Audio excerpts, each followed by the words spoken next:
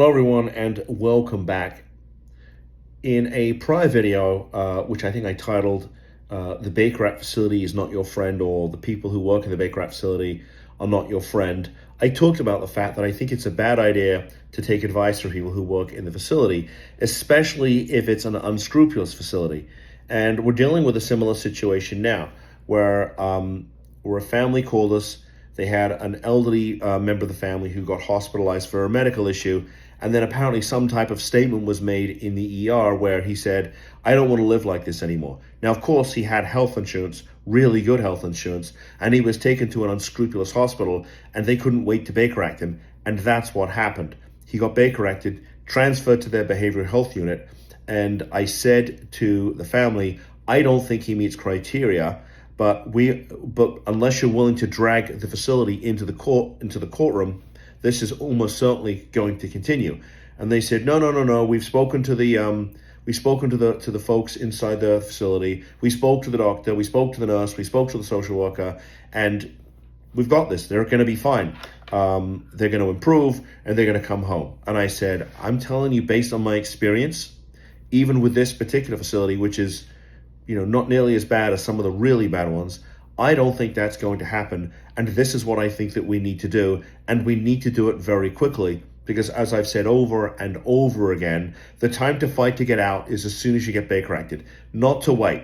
I think that's a very significant mistake. Now, if you wait, could your loved one get released? I mean, at some point they could, but why would you want to subject them to that? Why would you subject them to the stress, the trauma, the torture of being in that facility any longer than they have to be? And look, I've seen people who are beaten up. I had one client, a woman who was sexually assaulted in a facility.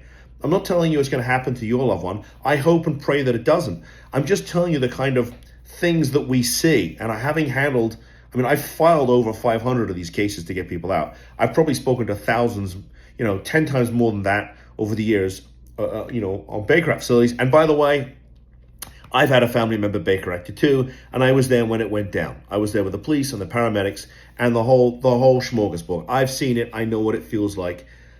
I'm sorry. But if you are going to rely on the folks inside the facility to make your loved one get better so they can release them, I think you're playing a fool's game.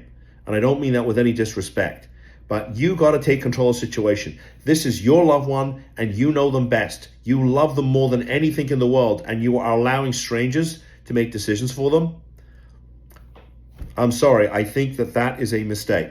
But as my late father used to say, when it comes to making family decisions, you take all the counsel that you need, and then you decide what's right for your family. And if you are willing to take the chance and leave them there, even though all of the facts and circumstances are suggesting that doing so is a mistake, then that's okay. This is a no judgment zone, but causes have effects, and effects have consequences. And one of the consequences of not taking action is that your loved one will deteriorate. The facility, which is an agent of the state's mental health system, will use it to build a case against them, and they will file a petition to keep them for an extended period of time, somewhere between 0 and the next 6 months. And I have to tell you, I have seen it happen.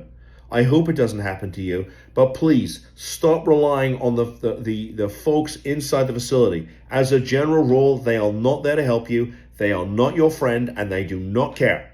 I wish I could tell you otherwise, but the mental health system here in Florida is broken, it is draconian, and it is shameful how they treat people. But that's just my experience. And so I hope that helps you. But my advice is you don't wait to do something. In any event, if you liked the video, I'd appreciate a thumbs up. I would appreciate a subscription to the channel, and I'll see you again very soon in the next video. Bye-bye.